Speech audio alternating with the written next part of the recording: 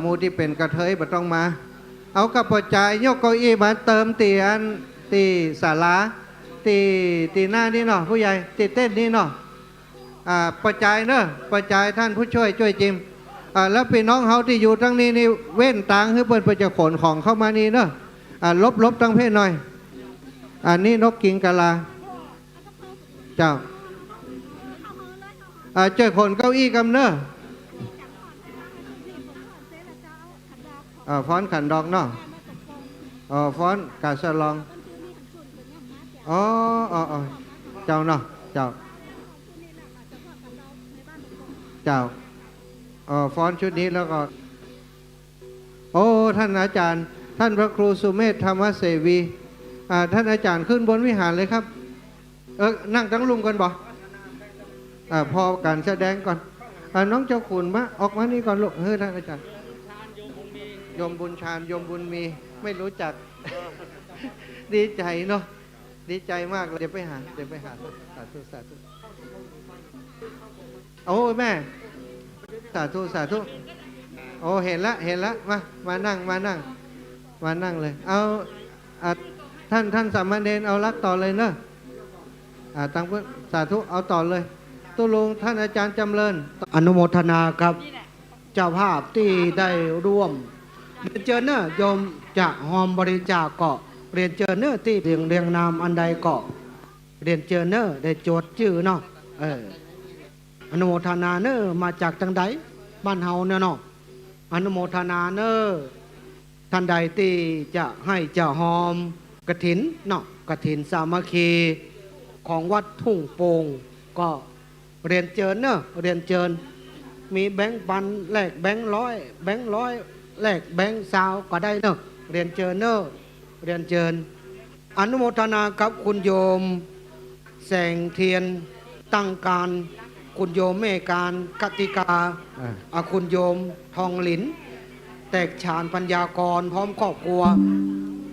อนุโมทนาท่านสทสมจิตปัญญาสิทธิ์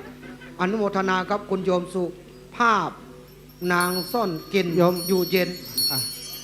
เดี๋ยวจะขอเรียนเชิญทีมงานของลุงโบเนอะศรัทธาญาติโยมมีปอยแม่ติฟังรายการวิทยุอยู่ลำปางเดี๋ยวจะให้พบกับลุงโบปารันดาตอนนี้ฟังขอฟ้อนก่อนเนอะ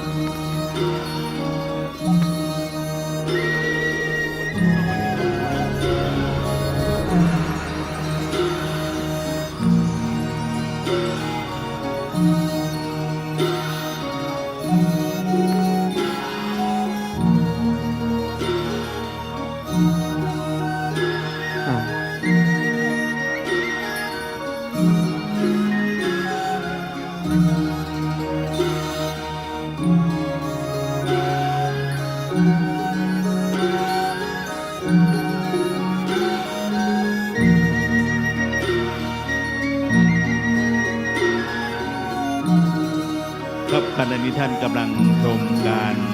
ฟ้อนขันดอกครับที่สวยงามและอ่อนช้อยถือว่าเป็นศิลปะของทางล้านนาของเรา ทุกวันนี้โดยเฉพาะเรื่องการฟ้อนขันดอกนี่เป็นการต้อนรับทำให้เจริญงอกงามทำอะไรแล้วก็รุ่งเรืองครับนี่คือการฟ้อนขันดอกครับโปรยให้ยิ่งใหญ่ โดยเฉพาะช่างฟ้อนนี่สวยงามขนาดครับตามแบบฉบับของล้านนาวนะครับ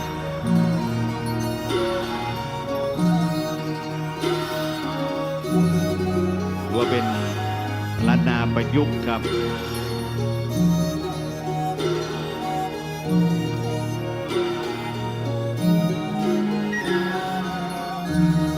นี่คือความอ่อนช้อย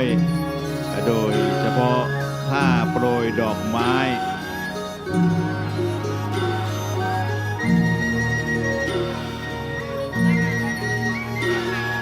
ฟ้อนไปก็ยิ้มไปบ่งบอกถึงความสุขครับ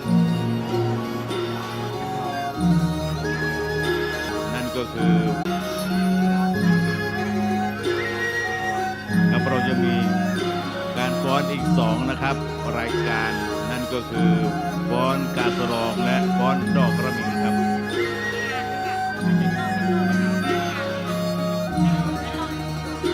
ครับเพื่อเป็นกำลังใจกับช่างฟ้อนขอกำลังใจตบมือหน่อยครับครับนี่เป็นกำลังใจเลยครับอ่อนช้อยทั้งเอวทั้งแขนครับครับขอบคุณมากครับขอบคุณครับนี่เป็นการฟ้อนขันดอกต้อนรับครับ3 ชุดนะครับรับรางวัลชุดที่ 3 จากพระอาจารย์ครับต่อไปเป็นการฟ้อนของช่างฟ้อนกาสะลองครับเชิญประจำที่ได้นะครับพร้อมหรือยังครับเสียงเพลงฟ้อนกาสะลองน้องนัดพร้อมใช่ไหมเพลงพร้อมนะครับเชิญเลยครับช่างฟ้อนกาสะลองจุดที่ 2ตบมือต้อนรับเลยครับ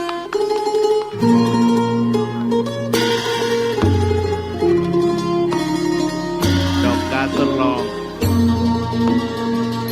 ดอกแก้วที่ดังมากนะครับกาสะลองสาวๆที่งามขนาดนะครับงามไปหมดครับแต่เราเอาตบมือต้อนรับเลยครับนี่คือกิจกรรมกฐินสามัคคีที่วัดทุ่งโป่งครับ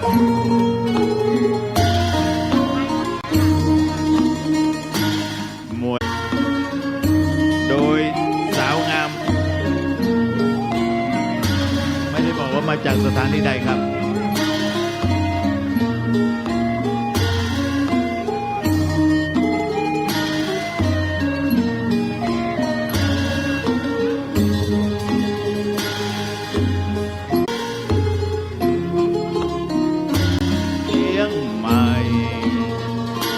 บนตองดิเจบนตองส่งเสียงหน่อ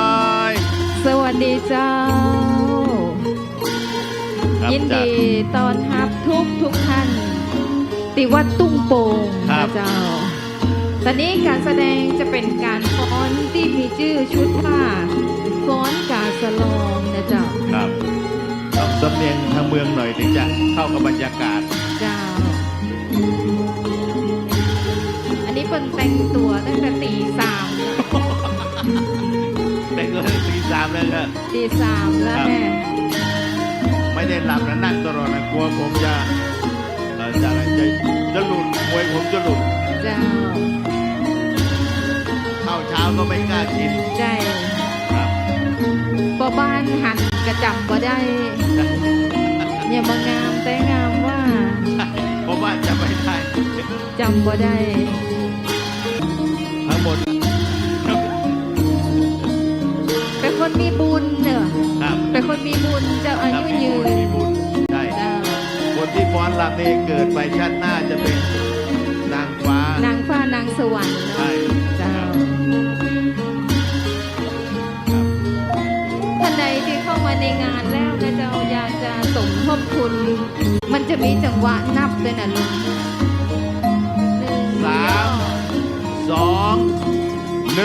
1จะไปสวรรค์มันจะนั่นไงเอาลืมแล้วลืมจังหวะนะครับวันนี้งามแต่นะเจ้ามาด้วยใจที่เป็นบุญ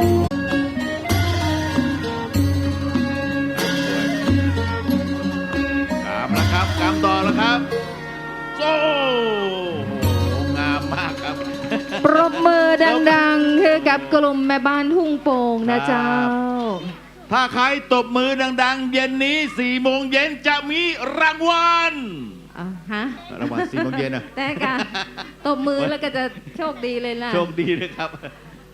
ต่อไปจะเป็นการแสดงฟ้อนดอกระมิงนะเจ้า ฮะต่อเลยใช่ไหม